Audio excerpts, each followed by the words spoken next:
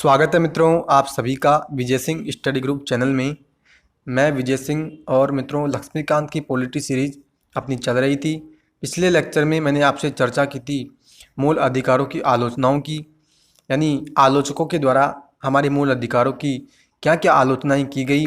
इसके अलावा मैंने इस बात की भी चर्चा की थी कि मूल अधिकार हमारे लिए जो है कितने महत्वपूर्ण हैं। और मित्रों उसी लेक्चर में मैंने आपसे कहा था कि आने वाले लेक्चर में हम बात करेंगे मूल अधिकारों से संबंधित कुछ महत्वपूर्ण प्रश्नों की। तो आज मैं आपके सामने फिर से उपस्थित हूँ मूल अधिकारों से संबंधित महत्वपूर्ण प्रश्नों के साथ। तो मित्रों आप वीडियो को तुरंत शेयर कर दीजिए ताकि सभी अपने मित्रगण इस वीडियो से जुड़ सके और अपना मूल अधिकारों से जो अपने क्वेश्चन हैं उसको अटेम्प्ट कर सके। साथ ही मित्रों आप चैनल को सब्सक्राइब कर लीजिए ताकि मेरी सभी वीडियो की नोटिफिकेशन आपको आसानी से मिल सके।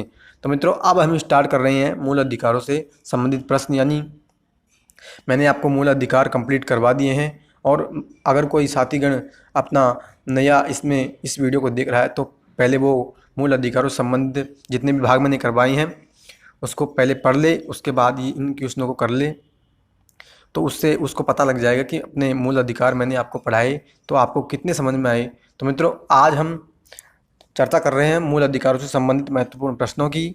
तो पहला प्रश्न हम बात करें तो कहता है, मूल रूप से भारतीय संविधान ने भारत के लोगों को कितने मूल अधिकार प्रदान किए थे। यानी मित्रों आप सोचिए, मैंने आपको बताया था कि हमने जब यानी संविधान निर्माताओं ने जब संविधान का निर्माण किया तो उन्होंने कितने मूल अधिकार हमारे को दिए थे। यानी मूलतः जब हमारा संविधान बना था तब हमको कितने अधिकार प्राप्त थे और आज वर्तमान में देखें तो हमें कितने मूल अधिकार प्राप्त हैं। तो मैंने आपको बताया था। तो पहला ऑप्शन कह रहा है कि ऑप्शन ए इज 6, यानी हमें 6 मूल अधिकार उस समय मिले थे। दूसरा कहता है कि हमें 7 मूल अधिकार मिले। तीसरा कहता है कि हमें 10 मूल अधिकार मिले। और चौथा कहता है कि इन सभी में से कोई भी इसका उत्तर नहीं है। तो मित्रों आप सोचिए कि इसका जो है आंसर क्या होगा। मैं आपको 10 सेकंड का समय देता हूं।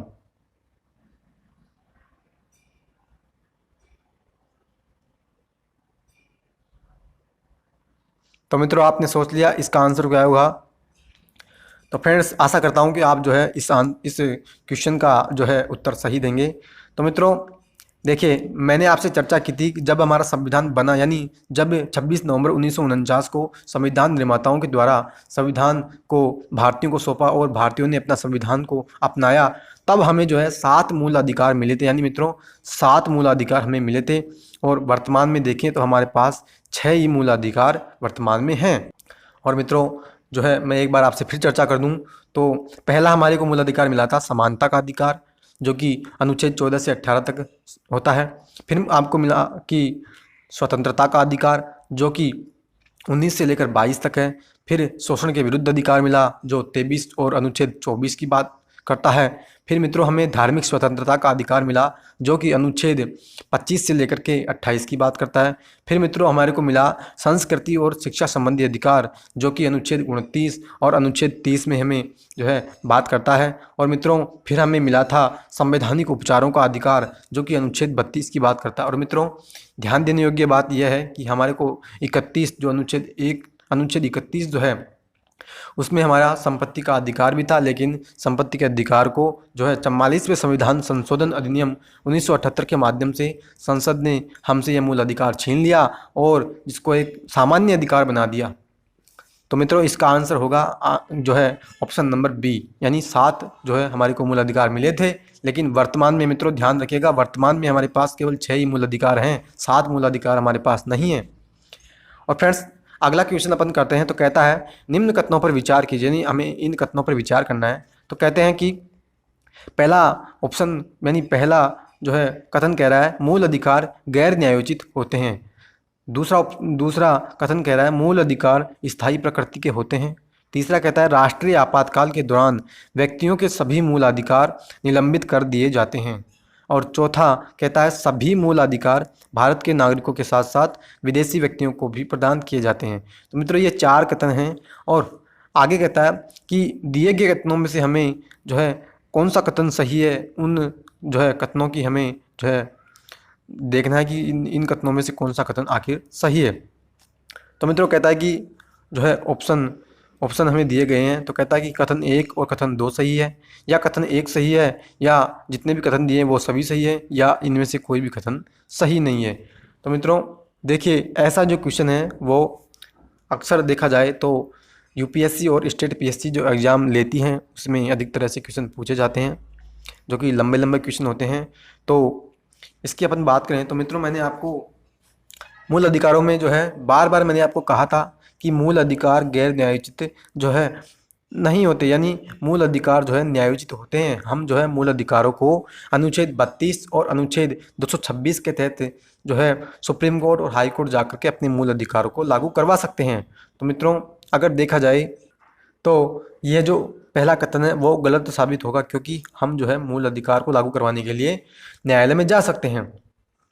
आगे कहता है मूल अधिकार स्थायी प्रकृति के होते हैं। मित्रों मैंने इसकी भी आपसे चर्चा की थी कि जो मूल अधिकार है वो हमारे स्थायी नहीं है। संसद जो है संविधान संशोधन के माध्यम से मूल अधिकारों में कटौती कर सकती है, यानी अगर संसद यह चाहे कि हम आपका जो है मूल अधिकार जो है कोई भी मूल अधिकार अगर संसद छीनना चाहे तो वो छीन सकती है। और मित्रों इसी बात की तो जो है इसी प्रावधान का तो उपयोग करके संसद ने 44वें संविधान संशोधन अधिनियम लेकर के जो है संपत्ति का अधिकार हमसे छीन लिया, वरना हमें तो संपत्ति का अधिकार पहले मिला था, जो कि मैंने अभी जो है पहले क्वेश्चन में आपसे चर्चा की। तो कहता है कि स्थायी प्रकृति के होते हैं, यानी ये भी गलत हो जाएगा क्योंकि स्थायी प्रकृति के मूल अधिकार नहीं है। संसद हमसे मूल अधिकार छीन सकती है अगर वो चाहे कभी भी। आगे कहता है राष्ट्रीय आपातकाल के दौरान व्यक्तियों के सभी मूलाधिकार निलंबित कर दिए जाते हैं। मित्रों ये कहता है कि अगर राष्ट्रीय आपातकाल देश में लग जाए तो जो है हमें जितने भी मूल अधिकार मिले हैं वो सभी जो है उस समय निलंबित कर दिए जाते हैं उस समय, यानी उनका जो है किसी भी प्रकार का प्रभाव नहीं रहता। तो मित्रों मैंने आपसे इस बात की भी चर्चा की थी कि राष्ट्रीय आपातकाल अगर लगता है तो हमें जो है अनुच्छेद 20 और 21 में जो अधिकार मिले हैं मूल अधिकार के रूप में, यानी अनुच्छेद 20 में जो है अपराधों के संबंध में दोष सिद्धि के संबंध में जो संरक्षण का अधिकार हमें अनुच्छेद 20 में मिला है, और अनुच्छेद 31 में हमें जो प्राण और देही की स्वतंत्रता का अधिकार मिला है। मित्रों वो जो दो अधिकार हैं वो राष्ट्रीय आपातकाल में भी हमारे लिए बरकरार रहते हैं, यानी राष्ट्रीय आपातकाल भी लग जाए तब भी हमारे वो अधिकार बने रहते हैं। तो मित्रों ये ऑप्शन भी गलत हो जाएगा क्योंकि यहाँ सभी की बात की जा रही है, और मित्रों सभी में तो फिर 20 और 21 भी आ जाते हैं। तो इस प्रकार से गलत हो जाता है कि हमारे जो सभी मूलाधिकार निलंबित नहीं होते, यानी 20 और 21 तो हमारे उस समय भी बने रहते हैं। तो सभी कहाँ गलत, सभी जो है हमारे निलंबित कहाँ हुए, तो ये मित्रों ऑप्शन ये भी जो है गलत हो जाएगा। और नेक्स्ट मित्रों कहता है कि सभी मूल अधिकार भारत के नागरिकों के साथ साथ विदेशी व्यक्तियों को भी प्रदान किए जाते हैं। यानी मित्रों जो 6 मूल अधिकार हमें मिले हैं वो जो अधिकार हैं वो भारत के नागरिकों को मिले हैं, लेकिन क्या वे अधिकार विदेशियों को भी मिले हैं? तो इसी की बात इसमें की जा रही है कि मूल अधिकार विदेशियों को भी मिले हैं और नागरिकों को भी मिले हैं। तो मित्रों बार बार मैंने जो है कई बार आपसे कहा था कि एक लेक्चर में भी मैंने आपसे चर्चा की थी कि अनुच्छेद जो है 15, अनुच्छेद 16, अनुच्छेद 15, अनुच्छेद 16, अनुच्छेद 19, अनुच्छेद 29 और अनुच्छेद 30, यानी ये मित्रों ये 5 अनुच्छेद जो कि मूल अधिकार से संबंधित है। मित्रों ये जो 5 अनुच्छेदों में जो मूल अधिकार हैं वो केवल और केवल, यानी याद रखना, केवल और केवल भारत के नागरिकों को ही ये 5 मूल अधिकार मिले हैं। यानी कि ये जो 5 मूल अधिकार हैं वो विदेशी व्यक्तियों को हमने नहीं दिए हैं। याद रखना आप, ये 5 मूल अधिकार जो हैं वो हमने केवल भारत के नागरिकों को ही दिए हैं। तो मित्रों सत्य कथन की हमें जांच करनी है। तो मित्रों ये जो अपनी कथन है सभी मूल अधिकार भारत के नागरिकों को और विदेशी व्यक्तियों को भी दिए गए हैं, यानी मित्रों ये कथन भी गलत है। तो मित्रों इस प्रकार से हमारे सभी कथन हैं जो है वो गलत हैं।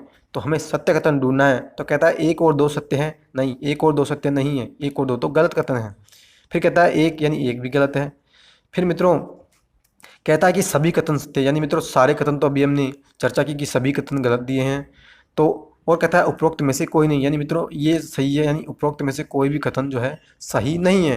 तो मित्रों आपने देखा कि जो है किस लेवल का मैंने आपके लिए क्वेश्चन तैयार किया है, और जो है कितनी बातों की मैंने इस 4 ऑप्शन के अंदर आपसे चर्चा कर दी कि मूल अधिकारों की प्रकृति भी मैंने आपसे बता दी। उसके अलावा हम जो है लागू जो है अदालतों के माध्यम से हम अधिकार को लागू भी करवा सकते हैं, या राष्ट्रीय आपातकाल लग जाए तो कौन से अधिकार निलंबित हो जाते हैं, या कौन कौन से अधिकार केवल भारत के नागरिकों को दिए हैं। यानी इन 4 बातों की मैंने आपसे इस क्वेश्चन के अंदर चर्चा कर दी। और मित्रों, जो भी मित्रगण इसको देख रहे हैं और जिनके भी ये समझ में नहीं आ रहा, तो मित्रों मैं आपसे फिर रिक्वेस्ट करता हूँ, आप जो है पिछले लेक्चर को आगे, यानी पिछले लेक्चर जितने मैंने मूल अधिकारों से संबंधित पढ़ाए हैं, आप एक बार मेरे कहने पर उन लेक्चर्स को देखिए। आप जो है मूल अधिकारों से संबंधित आप जो इतने पक्के हो जाओगे कि कोई सा भी क्वेश्चन आप जो है एग्जाम में फाइट कर जाओगे।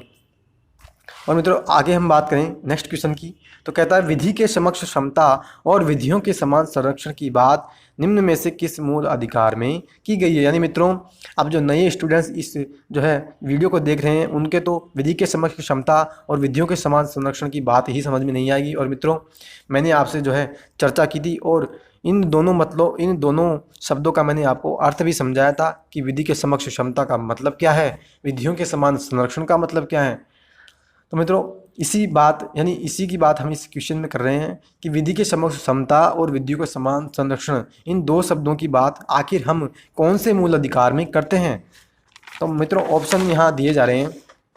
तो कहते हैं कि सांविधानिक उपचारों का अधिकार, यानी अनुच्छेद 32 के अंदर हमने विधि के समक्ष क्षमता या विधियों के समान संरक्षण की बात की है, या फिर हमने संस्कृति और शिक्षा संबंधी अधिकारों की बात जो है, यानी जो अधिकार हमें संस्कृति और शिक्षा संबंधी अधिकार दिया गया है उसमें हमने या फिर यानी कि उसमें हमने विधि के समक्ष क्षमता और विधि के समान संरक्षण की बात की है, या फिर हमने अनुच्छेद 14 में विधि के समक्ष क्षमता या समान संरक्षण की बात की है, या फिर हमने अनुच्छेद 19 में बात की है। तो मित्रों, मैंने आपसे चर्चा की थी, यानी विधि के समक्ष क्षमता और विधियों का समान संरक्षण।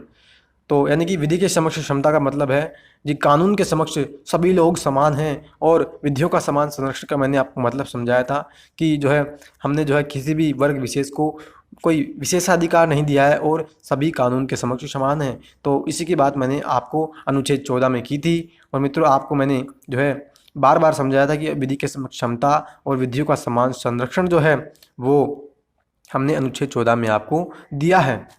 तो मित्रों, ये जो अनुच्छेद 32 है वो गलत हो जाएगा। अनुच्छेद संस्कृति और शिक्षा संबंधी अधिकार 29 और 30 जो है वो भी इसका उत्तर नहीं होगा।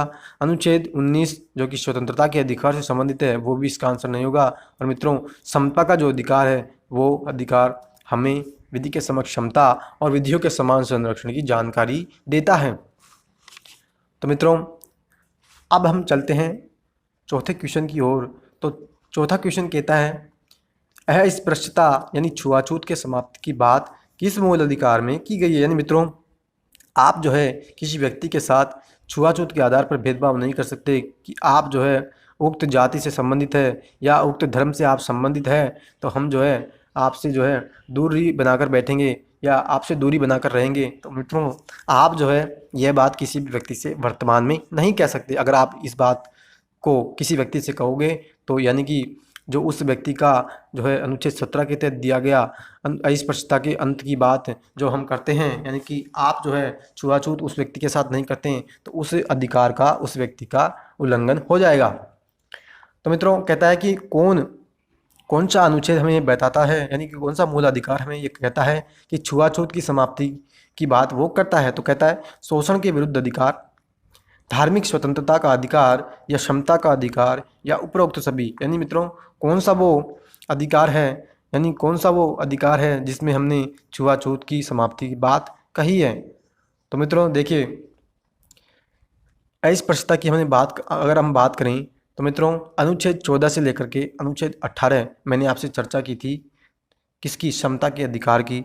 और मित्रों, आपको पता हो, मैं आपको फिर से याद दिला दूं कि जो अस्पृश्यता की हम बात करते हैं वो हम बात करते हैं अनुच्छेद 17 में, यानी अनुच्छेद 17 संविधान का छुआछूत की समाप्ति से संबंधित है। तो मित्रों, यहाँ ऑप्शन देखिए तो शोषण के विरुद्ध अधिकार, यानी शोषण का जो विरुद्ध अधिकार है वो तो 23 और 24 में बात की गई है। तो मित्रों, समता का जो अधिकार है वो 14 से 18 में बात की गई है।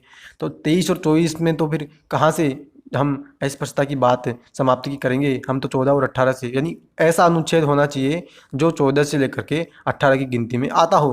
तो मित्रों, आप जो है इसके माध्यम से इसका आंसर निकाल सकते हो, यानी ये 23 और 24 तो 23 और 24 इसमें गलत हो जाएंगे। धार्मिक स्वतंत्रता की अगर बात करें तो ये 25 से लेकर के 28 में आते हैं, तो फिर ये भी गलत हो जाएंगे। समता का अधिकार की अपन बात करें तो मित्रों ये उसका सही उत्तर होगा, क्योंकि 14 से 18 के अंतर्गत हम जो है 17 अनुच्छेद में अस्पृश्यता के अंत की बात करते हैं, तो ये समता का अधिकार हमें अस्पृश्यता के अधिकार के अंतर्गत मिला हुआ है। और मित्रों चौथा जो ऑप्शन है उपरोक्त सभी, तो ये उपरोक्त सभी ऑप्शन भी गलत हो जाएगा। तो फ्रेंड्स इस प्रकार मैंने आपसे चर्चा की कि छुआछूत का जो अंत का जो है अनुच्छेद बात करता है, तो उसकी मैंने आपसे चर्चा की। और मित्रों अब हम बात करते हैं अगले क्वेश्चन की ओर बढ़ते हैं। तो 5वां क्वेश्चन कहता है भारत का संविधान यानी भारत के संविधान का कौन सा अनुच्छेद 21 यानी भारतीय संविधान का अनुच्छेद जो 21 है वो हमें किससे संबंध रखता है, यानी अनुच्छेद 21 जो है किसके बारे में हमें जानकारी देता है। तो कहता है कि वो अनुच्छेद 21 हमें निजता के अधिकार के बारे में बताता है, प्राण और देह की स्वतंत्रता के बारे में बताता है, या फिर सूचना का अधिकार हमें जो है प्रदान करता है, या हमें जीवन रक्षा के अधिकार के बारे में जानकारी देता है, या मित्रों हमें इन सभी के बारे में जो है अनुच्छेद 21 बताता है। तो फ्रेंड्स जब मैंने आपको अनुच्छेद 21 पढ़ाया, यानी मैंने आपसे प्राण और देह की स्वतंत्रता की उस अनुच्छेद में बात की थी। इसके अलावा मैंने आपसे गरिमा में जीवन के जो है किसी भी व्यक्ति को गरिमा में जीवन जीने का अधिकार है, और इसके अलावा मैंने आपसे मित्रों निजता के अधिकार की केस पुट्टू यानी पुट्टू स्वामी वाद 2018 में जो आया था उसमें निजता के अधिकार की मैंने आपसे बात की थी अनुच्छेद 21 के तहत। और मित्रों इसके अलावा मैंने आपसे जो है कई और भी अधिकार बताए थे, यानी सूचना का अधिकार भी मैंने उसके अंतर्गत बताया था, हथकड़ी लगाने के विरुद्ध हमें अधिकार मिला है। इसके अलावा हमें जो है शोरगुल यानी आप जो है अगर कोई शोर कर रहा हो तो उसको शोर बंद करने के लिए, यानी जो है ध्वनि प्रदूषण अगर हो रहा हो तो उसके खिलाफ हमें अधिकार मिला हुआ है, यानी बहुत से अधिकार मैंने आपसे चर्चाएं की थी। तो उसी के अंतर्गत जो है मित्रों इसका आंसर होगा ये सभी जो अधिकार हैं, यानी निजता का अधिकार भी, प्राण और देह की स्वतंत्रता का, सूचना का और जीवन रक्षा का, यानी ये सभी जो अधिकार हैं वो हमें अनुच्छेद 21 के तहत मिले हुए हैं। तो मित्रों इसका आंसर होगा उपरोक्त सभी। और फ्रेंड्स आशा करता हूँ कि आप जो है इन सभी जो है क्वेश्चन है उनका सही उत्तर दे रहे होंगे। और फ्रेंड्स नेक्स्ट क्वेश्चन अपन बात करें तो कहता है निम्न में से कौन सा संविधान संशोधन अधिनियम के द्वारा भारत के संविधान में आर्टिकल 21 को जोड़ा गया था, यानी मित्रों वो कौन सा हमने संविधान संशोधन अधिनियम लाया जिसके माध्यम से हमने अनुच्छेद 21 को संविधान के में जोड़ा गया था, यानी कौन से संविधान संशोधन से हमने अनुच्छेद 21 को संविधान में जोड़ा।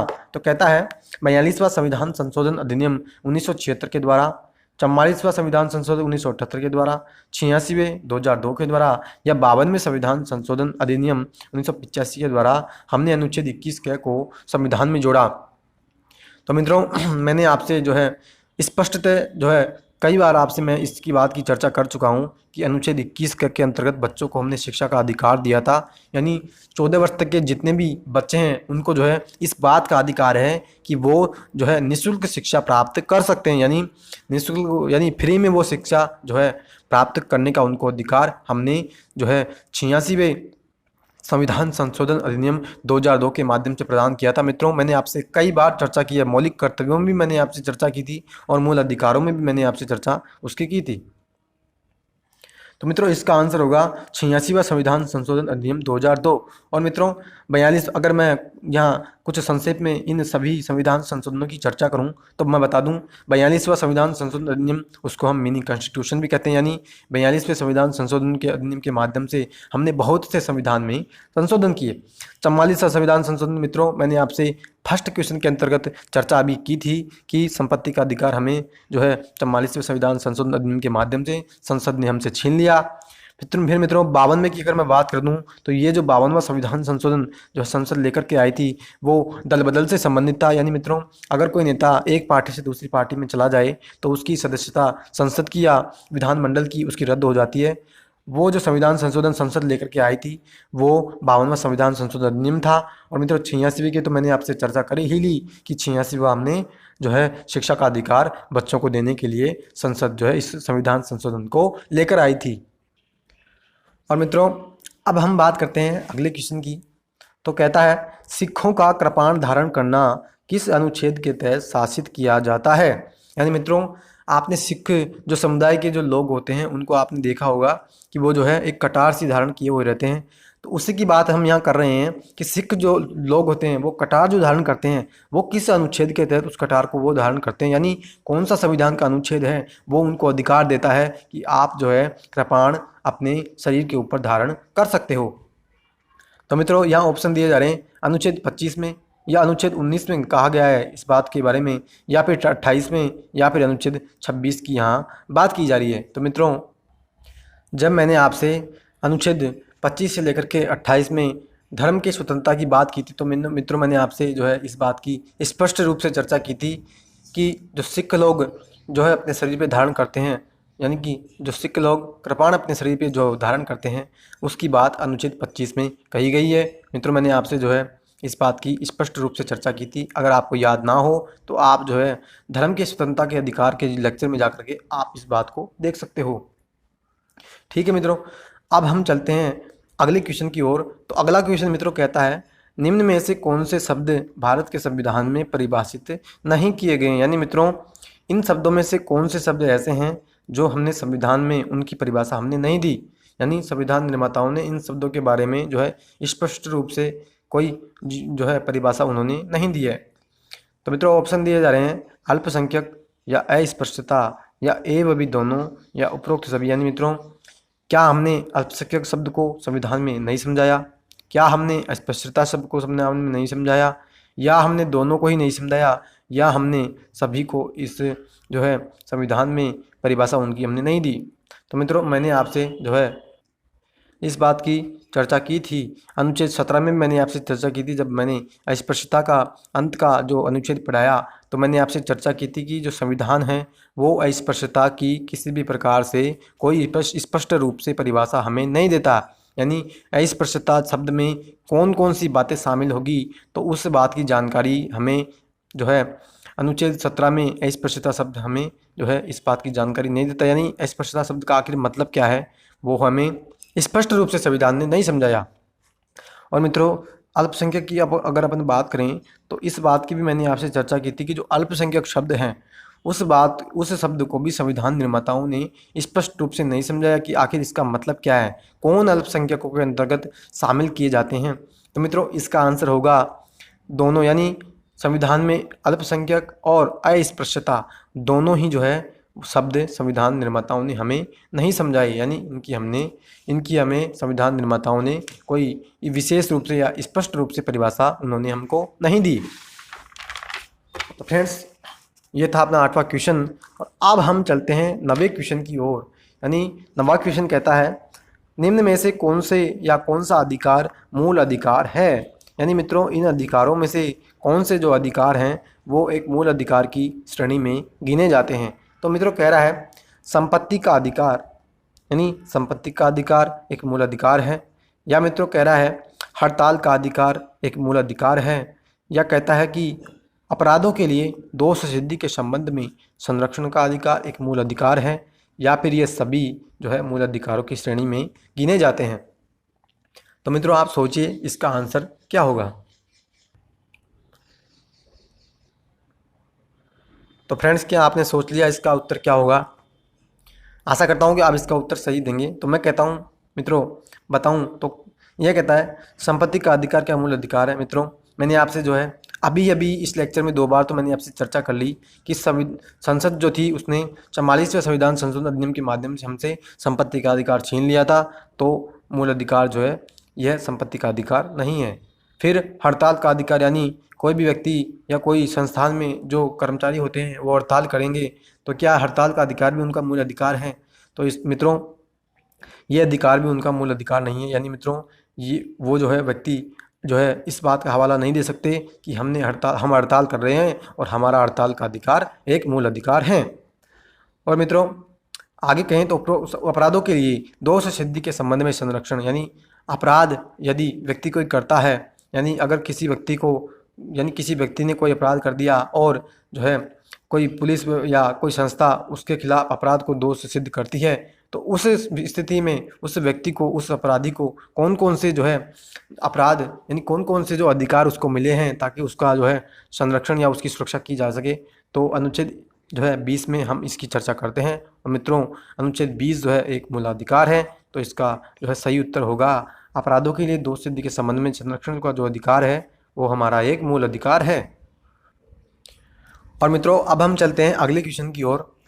तो मित्रों अगला क्वेश्चन कहता है कि डॉक्टर भीमराव अंबेडकर द्वारा कौन सा अनुच्छेद को संविधान की आत्मा और हृदय कहा गया था। यानी मित्रों जो प्रारूप समिति के अध्यक्ष थे डॉक्टर भीमराव अंबेडकर जी, उन्होंने जो है किस अनुच्छेद को संविधान की आत्मा और हृदय की संज्ञा दी थी। तो मित्रों ऑप्शन दे रहा है अनुच्छेद 32 को, या अनुच्छेद 226 को, या अनुच्छेद 35 को कहा, या निम्न में से किसी भी अनुच्छेद को उन्होंने जो है संविधान की आत्मा और हृदय की संज्ञा नहीं दी। तो फ्रेंड्स मैंने आपसे कई बार चर्चा की थी कि अगर आपके मूल अधिकारों का हनन हो तो आप अनुच्छेद 32 और अनुच्छेद 226 के तहत क्रमशः सुप्रीम कोर्ट और हाई कोर्ट जो है अपने अधिकारों को, मूल अधिकारों को लागू करवाने के लिए जा सकते हो। तो फ्रेंड्स जो है अंबेडकर जी जो थे उन्होंने अनुच्छेद 32 को उन्होंने कहा था कि अनुच्छेद 32 जो है वो संविधान की आत्मा और हृदय कहलाता है।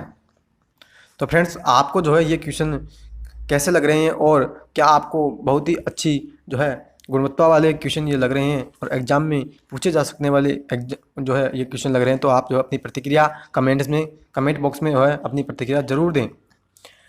और फ्रेंड्स अब हम बात करें अगले क्वेश्चन की ओर। तो कहता है मूल अधिकारों के उल्लंघन के होने पर, यानी अगर मूल अधिकारों का उल्लंघन हो तो व्यक्ति संविधान के कौन से अनुच्छेद के तहत मूल अधिकारों को लागू करने के लिए न्यायालय में जा सकता है। यानी मित्रों अगर किसी व्यक्ति के मूल अधिकार जो है छीन रहे हों तो वह व्यक्ति जो है कौन से न्यायालय में, यानी जो है व्यक्ति जो न्यायालय में जाएगा तो किस किस अनुच्छेदों का उपयोग करके वो न्यायालय में जा सकता है।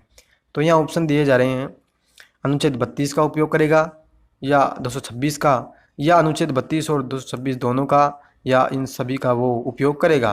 तो फ्रेंड्स जो है इसका उत्तर क्या होगा, मैंने जो है अभी अगर आपने ध्यान से मेरे लेक्चर को आप सुन रहे हैं तो अभी मैंने पिछले क्वेश्चन में आपसे चर्चा की कि अगर आपके मूल अधिकार छिन रहे हों तो आप अनुच्छेद 32 और अनुच्छेद 226 के तहत क्रमशः सुप्रीम कोर्ट और हाई कोर्ट जा सकते हो और वहाँ कह सकते हो कि आप जो है मेरे मूल अधिकार छीन रहे हैं। ठीक है, तो इसका उत्तर होगा अनुच्छेद जो ऑप्शन सी है, यानी अनुच्छेद 32 और 226 दोनों के तहत हम जो है सुप्रीम कोर्ट इसके तहत और 226 के तहत हाई कोर्ट जा सकते हैं अपने मूल अधिकारों को लागू करवाने के लिए। ठीक है मित्रों, अब हम चलें अगले क्वेश्चन की ओर।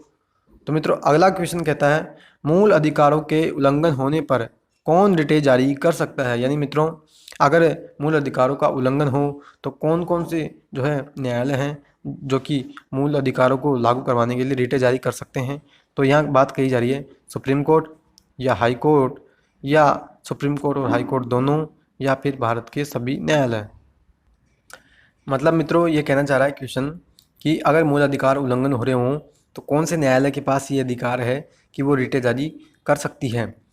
तो फ्रेंड्स मैंने आपसे इस बात की चर्चा जो है जब मैंने आपके रिटें पढ़ाई तो उसमें मैंने आपसे इस बात की स्पष्ट रूप से चर्चा की थी। यानी 5 रिटें मैंने आपको पढ़ाई थी, बंदी प्रत्यक्षीकरण, अधिकार पक्षा, परमादेश और प्रतिषेध और उत्प्रेषण। यानी 5 रिटों के बारे में मैंने आपको बताया था जब मैंने आपको कहा था कि सुप्रीम कोर्ट और हाई कोर्ट इन 2 कोर्ट ऐसे हैं, यानी ये 2 कोर्ट ऐसे हैं जो अगर मूल अधिकारों का उल्लंघन हो तो ये दोनों कोर्ट जो है रिटें जारी कर सकते हैं। यानी भारत के जो है सभी न्यायालय मूल अधिकारों के लिए रिटें जारी नहीं कर सकते। केवल याद रखिएगा सुप्रीम कोर्ट और हाई कोर्ट ही मूल अधिकारों के उल्लंघन के लिए रिटें जारी कर सकती है।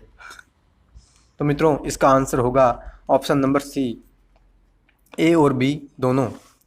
और फ्रेंड्स आगे हम बात करें तो कहता है बंदी प्रत्यक्षीकरण की रिट किसके और किन के विरुद्ध जारी की जा सकती है। यानी मित्रों बंदी प्रत्यक्षीकरण की रिट मैंने आपको पढ़ाई थी।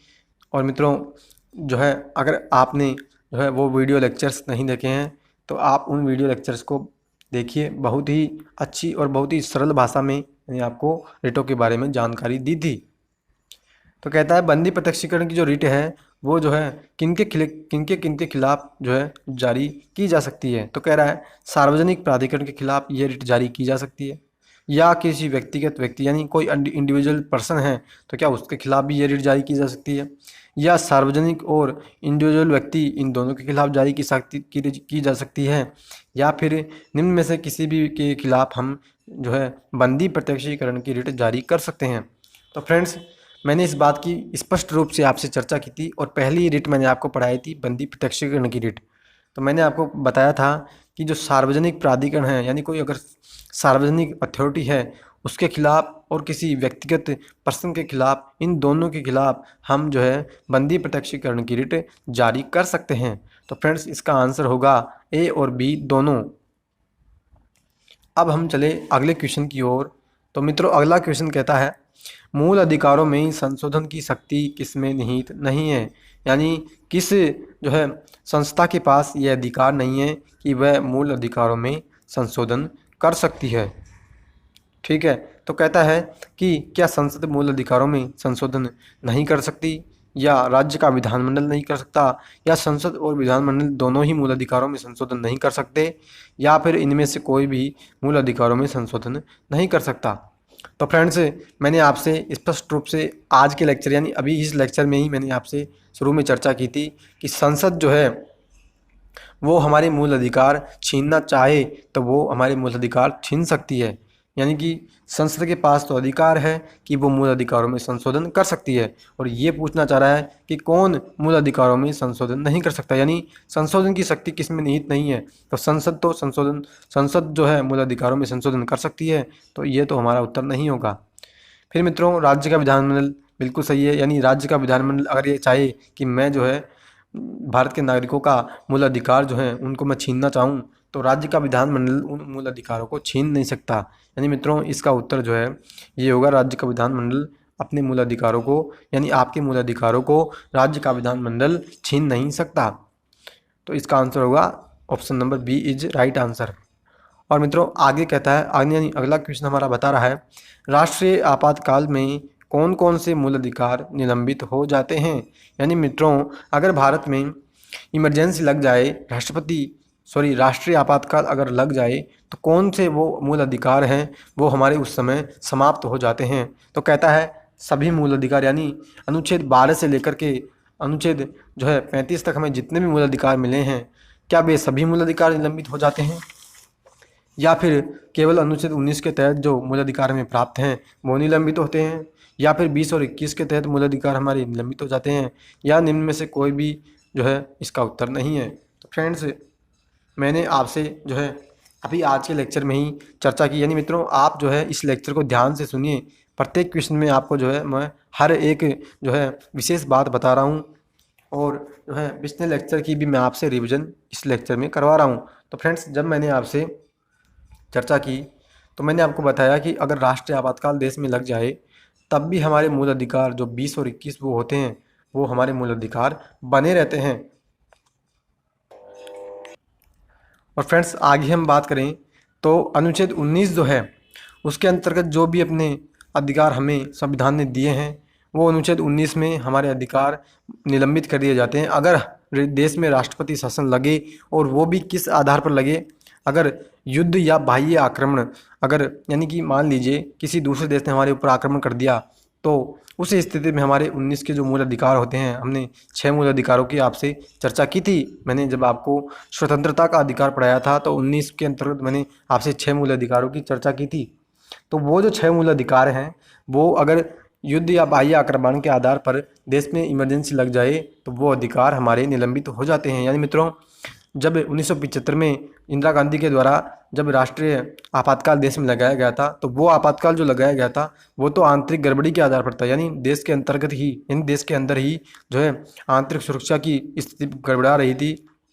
तो उस आधार पर जो उस समय राष्ट्रीय आपातकाल लगा था, लेकिन जो है यहाँ इसकी बात की जा रही है कि उस आधार पर अगर वर्तमान में राष्ट्रीय आपातकाल देश में लग जाए तो हमारे 19 के मूल अधिकार निलंबित होंगे। मित्रों, आप समझ लीजिए, अगर राष्ट्रीय आपातकाल जो है, अगर राष्ट्रीय आपातकाल भारत में जो है वर्तमान में तो आंतरिक जो अशांति है उसको जो है मित्रों सशस्त्र विद्रोह से, यानी आंतरिक अशांति के शब्द की जगह हम वर्तमान में सशस्त्र विद्रोह का उपयोग करते हैं। तो मित्रों मैं यहाँ कहना चाह रहा हूँ कि अगर हमारे देश में वर्तमान में अगर युद्ध और बाह्य आक्रमण के आधार पर ही राष्ट्रीय आपातकाल लगे, तब ही हमारे मूल अधिकार 19 के यानी अनुच्छेद 19 के हमारे मूल अधिकार निलंबित होते हैं। अगर सशस्त्र विद्रोह के आधार पर अगर वर्तमान में भारत में अगर राष्ट्रीय आपातकाल लगता है तो हमारे 19 के मूल अधिकार निलंबित नहीं होते हैं। मित्रों आप इन दोनों बातों में अंतर समझ लीजिए। ठीक है मित्रों, तो इसका आंसर होगा हमारा केवल यानी जो ऑप्शन बी है वो हमारा इसका आंसर होगा कि राष्ट्रीय आपातकाल में हमारे जो है अनुच्छेद 19 के जो मूल अधिकार हैं वो हमारे निलंबित कर दिए जाते हैं। और मित्रों आगे हम अगले क्वेश्चन की ओर बढ़ें तो अगला क्वेश्चन जो है एक उच्च लेवल का क्वेश्चन है, यानी सभी उच्च लेवल के, लेकिन ये बहुत ही उच्च लेवल का जो है क्वेश्चन है। तो मित्रों कहता है सुप्रीम कोर्ट के रिट संबंधी न्यायिक अधिकार हाई कोर्ट से कम विस्तृत हैं। यानी पहला ऑप्शन यहाँ पहला कथन यहाँ कह रहा है कि क्या सुप्रीम कोर्ट का जो रिट संबंधी न्यायिक अधिकार है वो क्या हाई कोर्ट से जो है कम है, या उच्च न्यायालय मूल अधिकारों से संबंधित अपने न्याय क्षेत्र को नकार सकता है। तीसरा कहता है प्रतिषेध संबंधी रिट केवल न्यायिक और अर्ध न्यायिक प्राधिकरणों के विरुद्ध ही जारी की जा सकती है।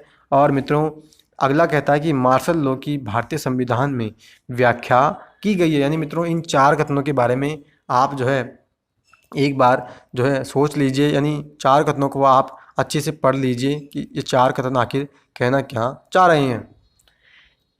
तो मित्रों हमें इस क्वेश्चन में क्या ढूंढना है, यानी हमें आंसर क्या चाहिए। तो कहता है उपरोक्त कथनों में से कौन सा कथन गलत है, यानी हमें इस कथनों में से गलत कथन को ढूंढना है। तो फ्रेंड्स पहले कथन की मैं आपसे विस्तृत चर्चा करूँगा, यानी पहले आप ऑप्शन देख लीजिए कि क्या दूसरा और चौथा कथन गलत है, या पहला दूसरा और तीसरा गलत है, या चौथा ऑप्शन गलत है, या सभी ही यहाँ ऑप्शन दिए हुए यानी सभी कथन क्या गलत है। तो फ्रेंड्स इसका आंसर हम निकालेंगे। तो देखिए पहले अगर मैं आपसे ऑप्शन की चर्चा करूँ तो मैं बताऊं क्या सुप्रीम कोर्ट का रिट संबंधी न्यायिक अधिकार उच्च न्यायालय से कम है। यानी मित्रों जो सुप्रीम कोर्ट रिटें जारी करती है तो क्या वो सुप्रीम कोर्ट का जो रिट जारी करने का अधिकार है तो क्या वो अधिकार हाई कोर्ट से कम है। तो मित्रों ये बात यहाँ पे बिल्कुल सही है। मित्रों आप जान लीजिएगा, और मैंने आपसे रिटों के लेक्चर में भी जो है स्पष्ट रूप से चर्चा की थी और बार बार मैंने आपको बताया था कि जो सुप्रीम कोर्ट है वो केवल और केवल, यानी याद रखिएगा आप ध्यान से सुन लीजिए, सुप्रीम कोर्ट केवल और केवल सिर्फ और सिर्फ जो है मूल अधिकारों के उल्लंघन के लिए ही रिटें जारी कर सकती है। यानी मित्रों सुप्रीम कोर्ट जो होगी वो केवल और केवल मूल अधिकारों के उल्लंघन होने पर ही रिट जारी कर सकती है, लेकिन हाई कोर्ट जो होगी वो मूल अधिकारों के अलावा जो है अगर कोई भी मामला जो है यानी अन्य मामले अगर कोई आते हैं हाई कोर्ट के समक्ष तो वो अन्य मामलों के संबंध में भी रिटें जारी कर सकती है। तो मित्रों इसी के कारण यहाँ कहा जा रहा है कि जो हाई कोर्ट का जो रिटो जारी करने का अधिकार है वो सुप्रीम कोर्ट से ज़्यादा है, यानी सुप्रीम कोर्ट का रिट का अधिकार कम है, हाई कोर्ट का अधिकार ज़्यादा है। तो मित्रों ये तो कथन सही है और हमें कथन जो है गलत ढूंढना है। तो पहला अगर हम देखें तो पहला ऑप्शन जो है सही है, यानी पहला तो इसमें नहीं आना चाहिए। तो फ्रेंड्स पहले को अगर हम कट कर दें तो पहला हमारा ऑप्शन गलत हो गया। और मित्रों अब हमारे पास बचे 3। अब हम चलते हैं अगले ऑप्शन की तरफ, अगला कथन हम पढ़ते हैं। तो कह रहा है हाई कोर्ट मूल अधिकारों से संबंधित अपने न्यायिक क्षेत्र को नकार सकता है। यानी मित्रों हाई कोर्ट क्या यह कह सकती है कि मैं मूल अधिकारों से संबंधित जो मेरा अधिकार है, यानी मूल अधिकारों से संबंधित मुझे जो रिटें जारी करने का अधिकार जो है संविधान ने दिया है तो क्या मैं उसको मना कर सकता हूं। तो मित्रों यह बात बिल्कुल सही है कि हाई कोर्ट जो होगी वो मूल अधिकारों के लिए रिट जारी करने से जो है वो यानी कि मूल अधिकारों से संबंधित जो रिट जारी करने का अधिकार संविधान ने उसको दिया है तो हाई कोर्ट उस अधिकार को जो है पालन करने से मना कर सकती है। यानी हाई कोर्ट ये कह सकती है कि नहीं मैं मूल अधिकारों से संबंधित किसी भी रिट जारी यानी किसी भी रिट को मैं जारी नहीं करूंगी। तो मित्रों ये भी कथन हमारा यहाँ पे सही हो जाता है, यानी मित्रों ये कथन जो है सही है, यानी ये कथन गलत नहीं है। नेक्स्ट अपन बात करें तो मित्रों फिर अपन एक बार ऑप्शन की तरफ चलते हैं। तो मित्रों हमारा दूसरा सही है और हमें चाहिए गलत, तो दूसरा भी हमारा जो है यहाँ पे नहीं होगा। तो मित्रों अब हमारे पास बचे 2 ऑप्शन, यानी 50-50 हमारे पास बचे हैं। तो देखिए अगला अगर ऑप्शन कहें, अगला कथन अगर अपन बात करें तो कहता है प्रतिषेध संबंधी रिट केवल न्यायिक और अर्ध न्यायिक प्राधिकरणों के विरुद्ध ही जारी की जा सकती है। तो मित्रों बिल्कुल सही ये कथन है, यानी कि प्रतिषेध संबंधी जो रिट होती है वो केवल और केवल न्यायिक और अर्ध न्यायिक जो प्राधिकरण होते हैं, यानी जो न्याय से संबंधित जितने भी प्राधिकरण होंगे, यानी जो अधीनस्थ न्यायालय होते हैं या जो बहुत ही छोटे और न्यायालय होते हैं, उनके खिलाफ ही यह प्रतिषेध संबंधी रिट जारी की जा सकती है। तो मित्रों इस प्रकार से यह ऑप्शन भी सही है। ठीक है, तो मित्रों अब हम देखें, तो आगे हम देखें तो कहता है मार्शल लॉ की भारतीय संविधान में व्याख्या की गई है। यानी मित्रों क्या मार्शल लॉ को भारत के संविधान में समझाया गया है कि क्या मार्शल लॉ जो है क्या होता है, मार्शल लॉ की आखिर जो है यानी विशेष रूप से क्या मार्शल लॉ की संविधान ने परिभाषा दी है। तो मित्रों ये कथन जो है सही नहीं है। मित्रों संविधान ने हमारे को मार्शल लॉ के बारे में कुछ भी नहीं बताया कि मार्शल लॉ क्या होगा, इसकी क्या परिभाषा होगी, किस परिस्थिति में लगाया जाएगा, कौन इसको लगा सकता है, यानी इसकी विशेष रूप से हमें संविधान ने जानकारी नहीं दी। तो मित्रों यह कथन गलत है और हमें चाहिए गलत ही कथन। तो मित्रों इसका आंसर होगा option number C is right answer, यानी ऑप्शन सी जो है वो इसका सही उत्तर है। तो मित्रों अब हम बात करेंगे अगले क्वेश्चन की ओर। तो कह रहा है संपत्ति के अधिकार को संसद ने किस संविधान संशोधन के माध्यम से मूल अधिकारों की श्रेणी से हटाया था। यानी मित्रों जो संसद ने हमें मूल अधिकारों का जो संविधान निर्माताओं ने हमें मूल अधिकार के रूप में संपत्ति का अधिकार जो दिया था, उस अधिकार को संसद ने कौन से संविधान संशोधन से हमसे छीना। तो कहता है 42वें से, 44वें से, 38वें से या 86वें से। तो मित्रों इसी लेक्चर में मैंने आपसे 2 बार तो चर्चा कर ली कि संपत्ति का अधिकार संसद ने हमसे छीना था, और वो छीना था 44वें संविधान संशोधन अधिनियम 1978 के माध्यम से। और उसके माध्यम से संसद ने क्या किया कि संपत्ति के अधिकार को अनुच्छेद 300 क यानी संविधान के अनुच्छेद 300 क के अंतर्गत उसको डाल दिया, और अब जो है उसको एक सामान्य अधिकार वर्तमान में बना दिया गया है। यानी अब अगर हम वर्तमान में देखें तो संपत्ति का जो अधिकार है वो हमारे लिए एक केवल और केवल जो है एक कानूनी अधिकार अब रह गया है। तो फ्रेंड्स इसका उत्तर होगा option number B is right answer, यानी 44वां संविधान संशोधन अधिनियम 1978। और फ्रेंड्स अब हम बात करें नेक्स्ट क्वेश्चन की ओर। तो कह रहा है हिंदू धर्म में कौन कौन से धर्मों की, यानी हिंदू धर्म में कौन कौन से धर्म शामिल किए जाते हैं। यानी हिंदू धर्म में वो कौन कौन से और भी धर्म हैं जिनको हमारे जो है हिंदू धर्म में ही हम शामिल करते हैं। तो कह रहा है कि सिख धर्म, जैन धर्म या बौद्ध धर्म या सिख और जैन, यानी ए और बी। तो फ्रेंड्स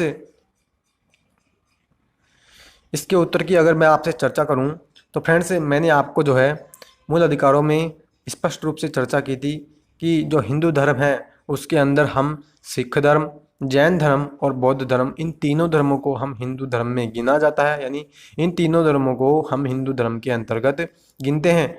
तो फ्रेंड्स इसका उत्तर होगा ए और बी दोनों। यानी मित्रों अगर यहाँ पे ऑप्शन ए, बी और सी, यानी अगर यहाँ पे सी भी होता तो वो भी सही होता, लेकिन यहाँ पे जो है 2 ऑप्शन तो एक साथ दिए हुए हैं, इस कारण से सिख और जैन धर्म ही यहाँ पे उत्तर होगा।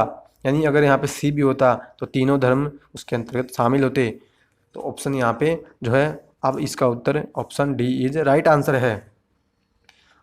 और मित्रों अगले क्वेश्चन यानी 19वां क्वेश्चन हमारा आप पूछा है। तो कह रहा है भारत के संविधान का कौन सा अनुच्छेद बाल श्रम को प्रतिबंधित करता है। यानी वो कौन सा अनुच्छेद है जो ये कहता है कि आप जो है बाल श्रमिक को जो है किसी काम में नहीं लगा सकते। तो कहता है अनुच्छेद 23 या अनुच्छेद 24, या अनुच्छेद 23 और 24 दोनों हैं, या उपरोक्त सभी। यानी मित्रों क्या अनुच्छेद 23 बाल श्रम को प्रतिबंधित करता है, क्या 24 करता है, क्या अनुच्छेद 23 और 24 दोनों करते हैं। तो फ्रेंड्स इसकी एक संक्षेप में मैं आपसे चर्चा करूं, यानी विस्तृत तो मैंने आपसे चर्चा कर ली मूल अधिकारों में, और जो भी जो है साथीगण उसको वीडियो को देखना चाहें तो आप जो है मूल अधिकारों की प्लेलिस्ट में जाकर के सभी मूल अधिकार एक साथ आप जो है कंप्लीट कर सकते हैं। तो मित्रों संक्षेप में मैं आपसे यहाँ चर्चा करना चाह रहा हूँ। तो देखिए अनुच्छेद 23 में हम क्या बात करते हैं कि अनुच्छेद 23 में इस बात की चर्चा की गई है कि मानव दुर्व्यापार और बलात्कार श्रम का निषेध, यानी मनुष्य को जो है गलत कामों के लिए बेचा नहीं जा सकता। इसके अलावा किसी भी हम व्यक्ति से ज़बरदस्ती काम नहीं करवा सकते। इस बात की चर्चा मैंने आपसे अनुच्छेद 23 में की थी। और मित्रों अनुच्छेद 24 जब मैंने आपको पढ़ाया तो मैंने आपको स्पष्ट रूप से चर्चा की थी कि उसमें हमने बताया था कि कारखानों के संबंध में, यानी कारखानों में बच्चों के नियोजन पर प्रतिबंध उसमें लगाया था। यानी अनुच्छेद 24 में मैंने आपसे बाल श्रम को प्रतिबंधित करने की आपसे चर्चा की थी और मैंने आपको बताया था कि 14 साल से कम उम्र, यानी 14 साल से अगर कम उम्र का कोई व्यक्ति है, कोई बच्चा है, तो उसको हम किसी जो है संकट वाले कार्य में हम उसको नहीं लगा सकते। लेकिन मित्रों मैंने आपसे वहाँ पे कुछ अपवाद की भी चर्चा की थी कि अगर ऐसा कोई काम है जो संकट वाला काम नहीं है, यानी मित्रों अगर कोई ऐसा काम है जिसमें बच्चे को जो है किसी भी प्रकार की जो है चोट ना पहुँचे, तो आप जो है उस काम में तो 14 साल से कम उम्र के बच्चे को आप लगा सकते हो। यानी बेशक अगर उसकी आयु 14 साल से कम है तो आप उसको उस काम में लगा सकते हो। और मैंने आपसे इंडियन रेलवे में भी बात की थी कि आप जो है इंडियन रेलवे में भी 14 साल से कम उम्र के बच्चों को आप जो है काम पर नहीं लगा सकते। तो मित्रों अब ना अपना अंतिम क्वेश्चन की अब हम बात करें तो कह रहा है वर्तमान में किन किन क्षेत्रों में ही सिर्फ उपाधियां जो है प्रदान की जा सकती है, यानी वे कौन से क्षेत्र है जिनमें जो है हम उपाधियां जो है भारत के लोगों को दे सकते हैं। तो बात करें क्या सेना में दे सकते हैं, या फिर हम शिक्षा में, या सेना और शिक्षा दोनों में, या हम केवल और केवल चिकित्सा में दे सकते हैं। तो फ्रेंड्स मैंने आपसे स्पष्ट रूप से अनुच्छेद 18 जब मैंने आपको बताया तो मैंने आपसे चर्चा की कि उपाधियों के अंत की मैंने बात की थी कि राज्य जो होगा वो केवल और केवल सेना और विद्या, ये दो ही क्षेत्र ऐसे होंगे उसमें भारत के लोगों को उपाधियां प्रदान कर सकता है।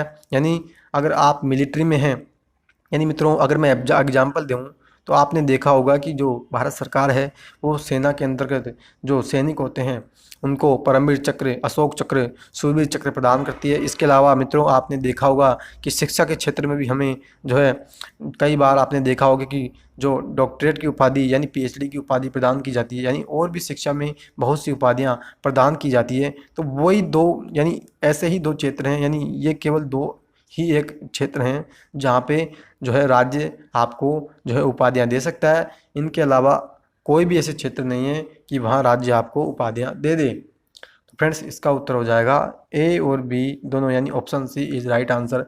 तो फ्रेंड्स ये थे हमारे मौलिक अधिकारों से संबंधित क्वेश्चन। और फ्रेंड्स बहुत ही अच्छी क्वालिटी के मैंने आपसे जो है आपके लिए क्वेश्चन जो है इस वीडियो में रखे हैं। तो फ्रेंड्स जो है आपको ये क्वेश्चन कैसे लगे और हाँ आपने कितने क्वेश्चन सही किए इस बात की जानकारी भी आप कमेंट बॉक्स में ज़रूर दें। और फ्रेंड्स जो है अपनी प्रतिक्रिया आप ज़रूर दें। और आपको आज की वीडियो कैसी लगी, आपको आज के क्वेश्चन कैसे लगे, बहुत ही अच्छी क्वालिटी के क्वेश्चन थे और कितने आपने सही किए, इन सभी की आप जो है कमेंट बॉक्स में जानकारी दें। और हाँ मित्रों जो भी नए साथीगण इस वीडियो को देख रहे हैं या जो भी लोग इस वीडियो को देख रहे हैं, कृपया चैनल को आप ज़रूर सब्सक्राइब कर लें ताकि मेरी सभी वीडियो के नोटिफिकेशन आपको मिलेंगे। और मित्रों जो है पॉलिटी की सीरीज़ अपनी चल रही है और अगले लेक्चर में मैं आपसे जो है नए टॉपिक के साथ मिलूँगा। तो फ्रेंड्स अब मिलते हैं हम अगले लेक्चर में नए टॉपिक के साथ। तो तब तक के लिए have a nice day, thank you and जय हिंद जय भारत।